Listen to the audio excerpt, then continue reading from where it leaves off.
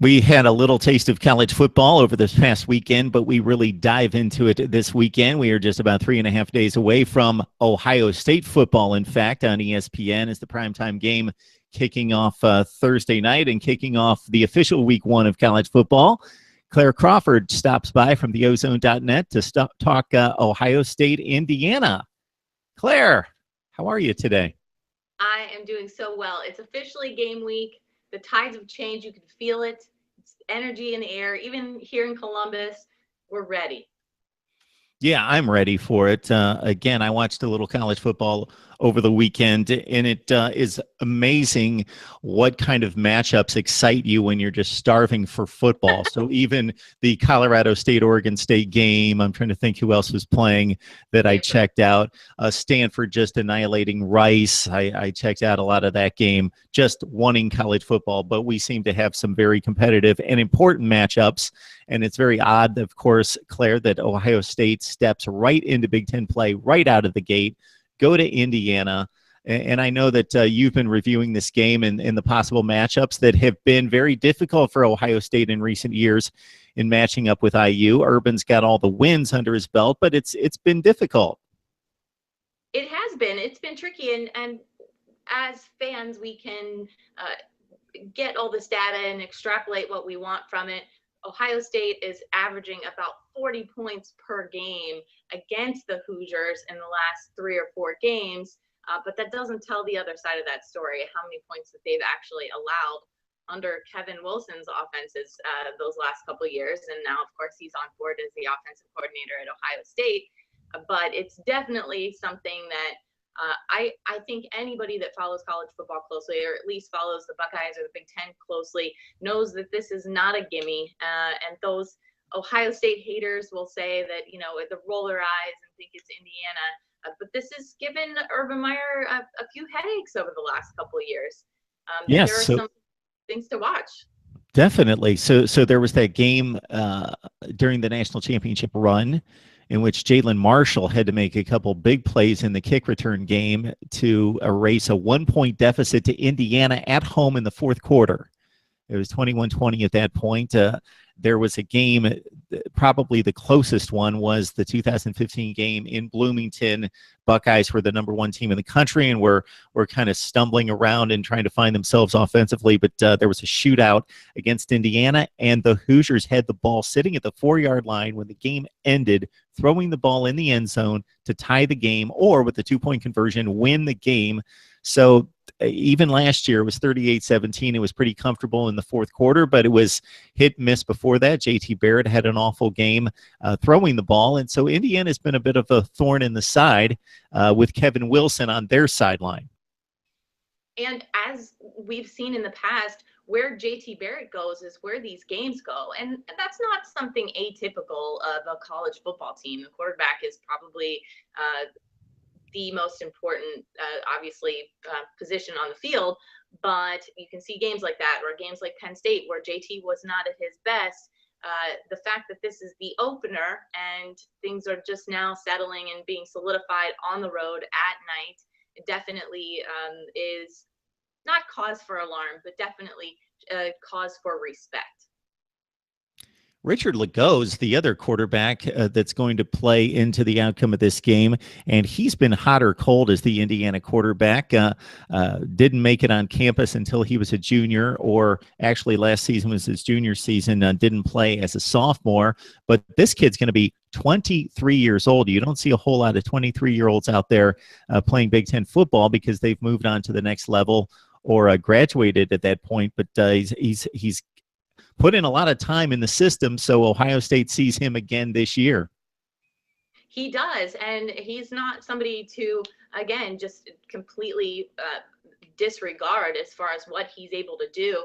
He was leading the Big Ten in passing yards, plus 10-plus yard plays. He was second in the Big Ten for passing yards per game. But the asterisk on all of that is that he also had 17 interceptions. So as Buckeye fans, we're waffling if he's really ripping off these big chunks of yards, but then he's also kind of a gambler, as we talked about last week. it seems like with maybe some question marks with depth or even just still position battles at the Ohio State secondary, it's going to be something that might tip the scales as far as how this game is going to go. It's difficult with not having some of these positions locked down in the secondary, specifically safety, exactly how it's going to end up. But again, that was under Kevin Wilson's offense, and we've seen on the other side of that coin, Ohio State does best when they rip off big chunks of yards. If you look back through history, specifically 2014, it's not just chipping away at the tree trunk with a butter knife. It's really taking it down in big chunks with an axe. And hopefully people understand that metaphor. I'm the queen of metaphors. I was going to start to jot that one down and use that later. And it works for some teams. It really does. You know, a battle of attrition ends up working for some teams. But with Ohio State wanting to go up-tempo offense, with Kevin Wilson, we've seen on the other side of that coin what Legault has been able to do under Kevin Wilson with those big chunks of yards. It is helpful for Ohio State to go with that type of game plan, but can they plan against it on the defensive side of the ball is the real question. Yeah, I think you bring up a great point with the secondary, and we want to let you know we're joined by Claire Crawford from the ozone.net. Also joining her on her podcast, Oh Hail No, and she nailed down that name before the rest of us could, in 1,000 years, think of that one. But that's a good one, so you got to run with that one, Claire. Well done with that one. But talking about Indiana throwing the ball against Ohio State, there's some assumption there that when the top recruits come in the secondary, you just plug them in and you move on from losing the 3 first-round picks. But even though these guys are just as good of athletes, they've been watching the same offense, meaning their own offense, and practicing against their own offense. And to an extent, you know what's coming versus playing an entirely different offense and having to read and react, know when you're in zone, when you're in man coverage, and even exceptional athletes still learning a defense in this case, going up against an offense that they've never seen before. And many times, especially in a first game, you see blown coverages and you see big plays from the other side. And that comes with things like consistency come from maturity and come from real game time. So that's the part that's difficult to know, especially on a national stage, especially at night in that type of atmosphere. Now, again, it's not going to be a completely hostile environment, and I'm not using hyperbole at all when I say there will be more Ohio State fans there than Hoosiers, and that's nothing against the Hoosiers, just Buckeyes typically travel well and it's right around the corner. However, there are guys that are unproven that have big shoes to fill, Damon Arnett and Kendall Sheffield, and whether it's going to be Jordan Fuller or Eric Smith there at the safety spot. Again, this is not a typically proven group, and you're right, it could be blown coverages. I don't think there'll be mismatches, but hopefully their athletic prowess can sometimes make up for that. And on the other side of the coin, you know, we see a guy like T. Gray Scales, senior, came back for a senior season, and one of the best linebackers in the Big Ten for sure, if not one of the best linebackers in the country. And if the Buckeyes are trying to take advantage of those big chunks of yards, he's somebody that they have to keep their eyeball on at all times. Yeah, Indiana's known for, well, they're not known for football, but if you do follow their football, then you know that typically they've got a good quarterback, and Nate Sudfeld's been the best that they've had in recent years. Trent Green going way back, like 20, 25 years. But they throw the ball all over the place, or have. But in recent years, it's been the Kevin Wilson running game. But defensively, that's where Indiana's gotten so much better. And the reason they've been able to challenge the likes of Ohio State, they took Michigan to overtime 2 years ago, only lost by 10 points last year to Michigan, had Penn State down in the fourth quarter. The reason is because all the metrics say that this has gone from an Indiana team that used to give up. I remember one particular game against Wisconsin about 5 years ago. They gave up, it was around 80 points. They lost like 83-20 to Wisconsin. So the recruiting that Kevin Wilson did on the defensive side of the ball, even though he's known as an offensive guru, defensively, that's been the difference in this program, going from being a doormat in the Big Ten to at least putting up a fight, being respectable, getting to a decent bowl game last year, has been defensively with guys like Scales, as you mentioned. Michael Oliver is his running mate at linebacker, another exceptional player. They've got experience coming back in the secondary. They've got a defensive front that, at least at the DN position, brings back everyone. So it's an experienced defense, and it's been upgraded in the recruiting side by a huge amounts in recent years. And so from a talent perspective, yes, Ohio State's a much more talented team, but it's not just the blowout track meet that it used to be every year against IU. And the other question is, speaking of that Indiana defense, there are some question marks right now about pass protection on that Buckeye offense. They still have got a lockdown. Marcus Baugh has been kind of banged up during camp. Mike Weber is still not a complete go as far as, sorry, I lost you there for a second. Mike Weber is still a complete go as far as his hamstring. So we're not quite sure what J.K. Dobbins is going to be like as far as his pass protection standpoint. Urban Meyer had a press conference, and he didn't say necessarily whether Mike Weber was going to be ready and whether he's improved with his pass protection. So the right guard position as well. So it's going to be a question mark there to see what that pass protection is like. We can say that, JT Barrett is going to be able to connect with these receivers all day, but he still needs pass protection. Talking Ohio State football with Claire Crawford from theozone.net. Also join her podcast with Joe Dexter. Oh, hail no. Of course not. So what did you guys talk about this last episode? Oh, hail never. So Joe and I are going to be reconnecting most likely on the day of the game. So after the game is over, Joe and I really like to get fresh takes. I'm obviously very emotive and passionate person, and Joe knows exactly what buttons to push to wind me up. So hopefully I won't have to do anything. I won't be have anything to be angry about. But yeah, Joe and I just talked about Indiana prep and some of the spots that were concerns for us. And we like to talk about food a lot on our show because I'm a bodybuilder. Joe likes food. So it usually ends up being stadium concessions. So wait a minute. Is this a bit of a conflict or a clash here? He loves food. You're a bodybuilder. You're a health nut to a certain extent, right? Right. But bodybuilders have to love food. You have to eat in order to grow. So I do.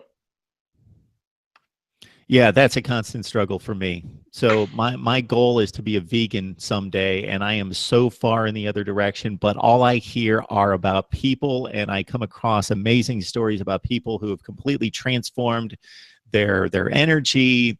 And not that I'm lacking in energy, but I just can imagine having more and just completely revolutionize their lives from just going full bore crazy health nut to the max. Well, I'm definitely a health nut to a max, but I have no interest whatsoever in being a vegan. You and I have talked ad nauseum about my favorite smoked turkey leg at Memorial Stadium. So no interest in being vegan. There are definitely things I don't include in my nutrition program that would slow me down for sure and slow down my energy. But I've got a lot of natural pep anyway. Speaking of which, are you going to the game Thursday? I am not. Not going to the game. You have been in Bloomington for Ohio State games in the past and gave us a description the last time we chatted. So I just don't understand this. I understand late in the season when a program like Indiana or Purdue, Illinois are 2-7 and nobody wants to go to the games. But right out of the gate, especially since they've had a little bit of success and thinking, okay, we need to show up for our team. We're playing the number 2 team in the country. Indiana, I don't know what the figures are of the population there at the university, the enrollment versus in Ohio State, but it's a large university. You would think that they could pack the stadium, give Ohio State their 3,000 in the corner like every other big time program, like when Ohio State has to go to Wisconsin or Michigan or somewhere like that, Penn State. But no, it just doesn't happen. It doesn't, and money talks. So I'm sure even if Indiana fans bought tickets, they end up selling them to Ohio State fans. It's complete treason. but I'm happy to be there as a Buckeye fan. It really is a great place to watch. Although you do make a good point. I've only ever been there when it's true Big Ten conference play later on in the season. So hopefully for Indiana's fans' sake, with the game day being there and with it being a night game, they show up rowdy. I hope that that's an atmosphere that would prepare more of these younger Buckeyes for that type of experience.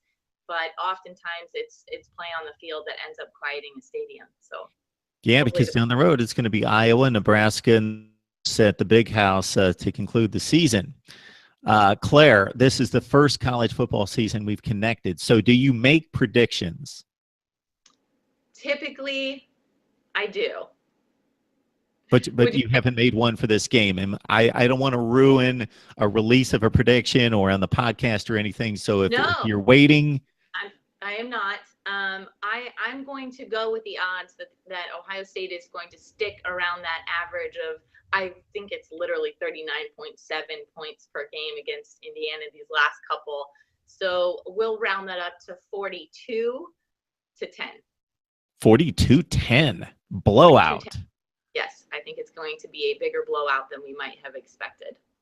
All right. I was going in the 34-17 range. That's what I put down as my prediction in my preview video. I had thought about Indiana actually making it a little bit closer than that, but I trust the Buckeye defense to hold it down to 17 points, but you're at 42-10. Okay. I would not be shocked by either result. Ohio State winning somewhat comfortably. Although I predicted Conor McGregor this past weekend would win. So maybe I can't be trusted on, at least on the spread. Well, most people did the same, but they just wanted to make 5 or 6 times their money, and that was the incentive for most people. Exactly.